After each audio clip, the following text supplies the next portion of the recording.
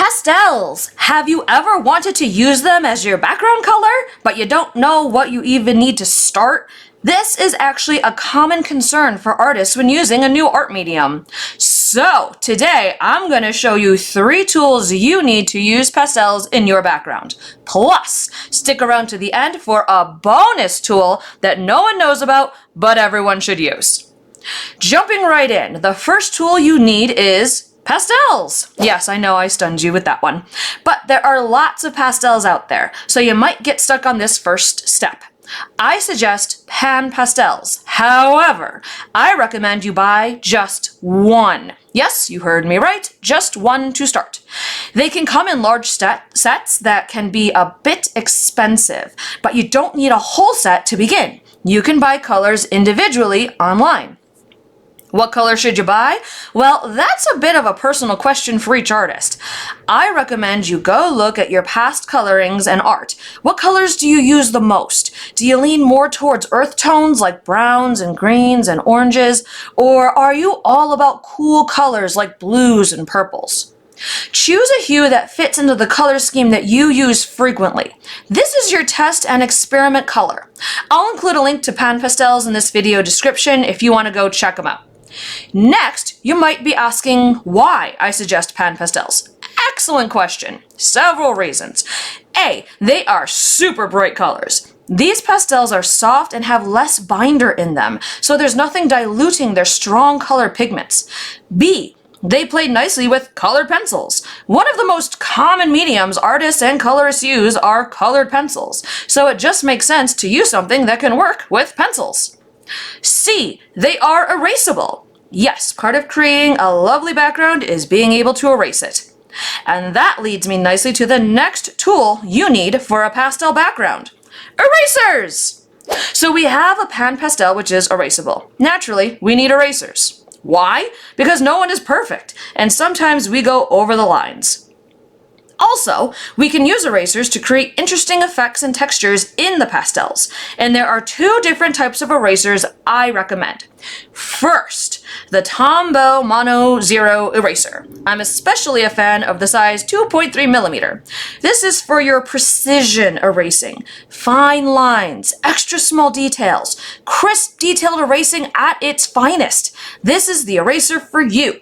Second, the good old-fashioned kneaded eraser. These are for broad strokes of erasing over large surface areas. There's a reason these erasers are so popular among artists. They are absorbent to help pull up color and malleable, so you can knead them into whatever shape you want.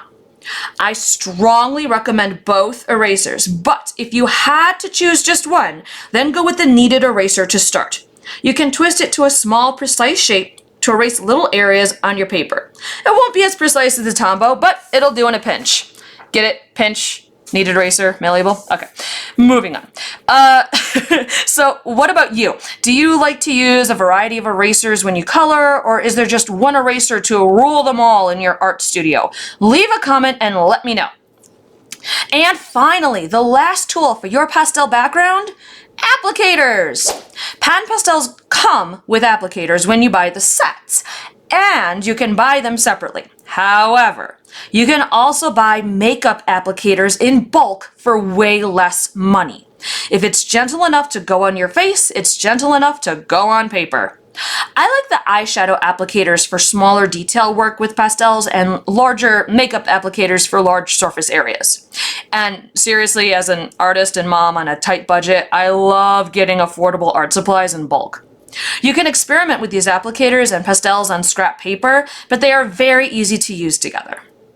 Okay, so those are the 3 basic tools you need to start your pastel background, but I promised you a bonus tool. Before I share that with you, if this video is helpful or inspiring in your artistic journey, be sure to subscribe to my channel so you don't miss the next video. And if you really want to go next level, then sign up for my monthly studio newsletter. You'll get freebies like free coloring pages, the latest drawing and coloring tutorials, and special access to coupons and sales in my coloring shop. The link to my newsletter is in the video description. All right.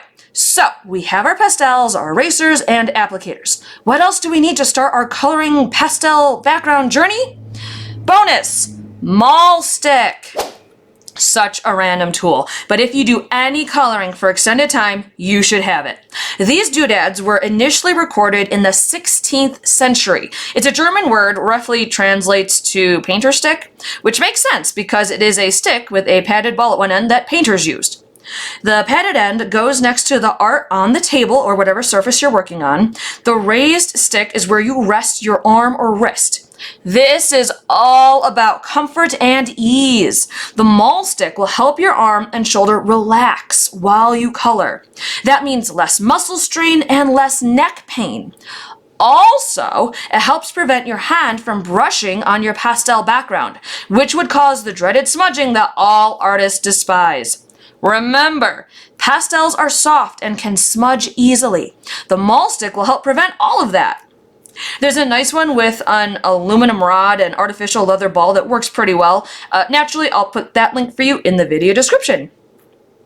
Fantastic! Those are your basic pastel supplies. And I know some of you are saying that you want to go next level, especially with your coloring skills. Well, there's a playlist for that. Go check out my playlist on YouTube, all about different coloring techniques called Color Like a Pro. And as always, stay creative.